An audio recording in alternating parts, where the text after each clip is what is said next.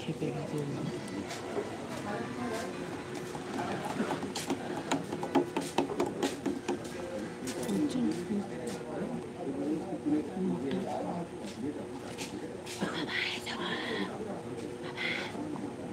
আজ বাড়িতে আমার মানে রানিমাকে রেখে এসেছি। আমার রানিমা আছে ছোট্ট, ওসমান শেখ। ভাই তুমি আজকে অনেক দিন পর, তুমি কোথায় ছিলে এতদিন? কেমন আছো বলো? আচ্ছা, অনেকদিন পরে তুমি এলে ভাই, কেমন আছো?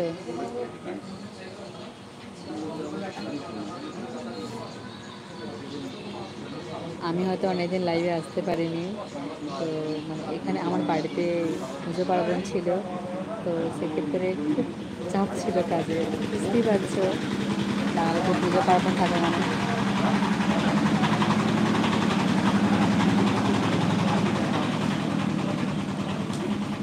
আমি ভালো আছি, আর ভালো ছিলাম না, সেই কারণে লাইভ করতে পারিনি। শরীর খারাপ ছিল, কাজের প্রেশার ছিল, সব রকম দিক থেকে মিলিয়ে আমি এত ভালো ছিলাম না। বাট এখন ভালো আছি, আবার এখন তোমাকে দেখে তো আরও ভালো আছি, কারণ এতদিন বাদে তুমি আমার লাইভে এলে। কাজ হয়ে গেছে?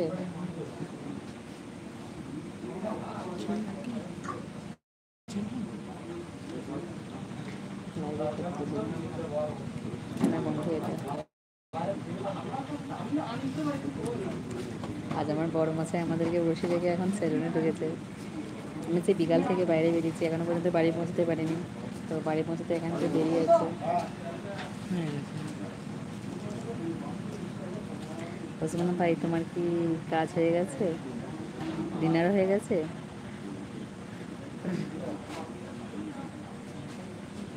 সুকন্যা গুপ্ত,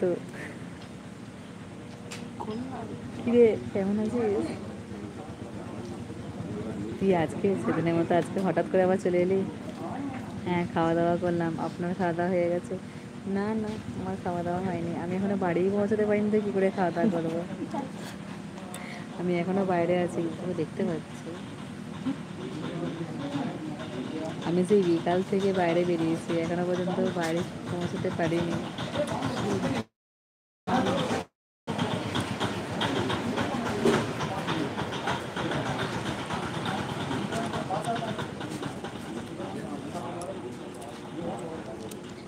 আমি এখনো বাড়ি পৌঁছতে পারিনি। তোমার ডিনার হয়ে গেল, আমার কখন ডিনার হবে তার কোনো ঠিক নেই এখনো। ফোন দেখে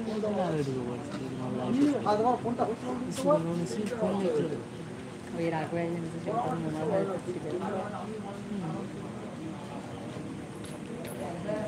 ওসমান ভাই, প্লিজ লাইভটা একটা লাইক করে দিয়ে যাও।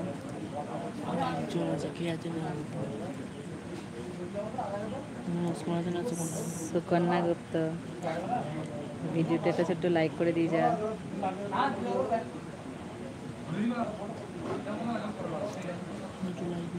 ওসমান ভাই, তুমি কি আছো লাইভে? বুঝতে পারছেন না, কমেন্ট না করলে কী করে বুঝবো বলা। দেখছি, ধরো ফটো হবে। কোথায় গেছেন দিদি? আমি একটু বাজারে গিয়েছিলাম, দরকার ছিল, সেই কারণে। আমাদের এখানেই পাশাপাশি গ্রামে, পাশাপাশি একটা বাজারে গিয়েছিলাম।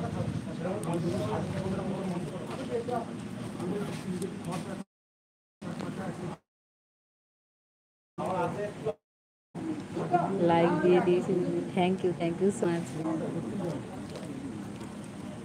এখন আর তুমি কি আমার ভিডিওগুলো দেখো না? এখন তোমার কোনো কমেন্ট দেখতে পাই না? ঠিক আছে, যাবে নাকি? ব্যাগটা যেয়ে দে।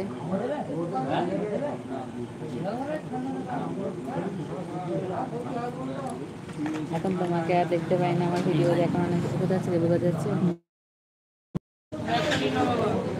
দিয়ে দে পাই।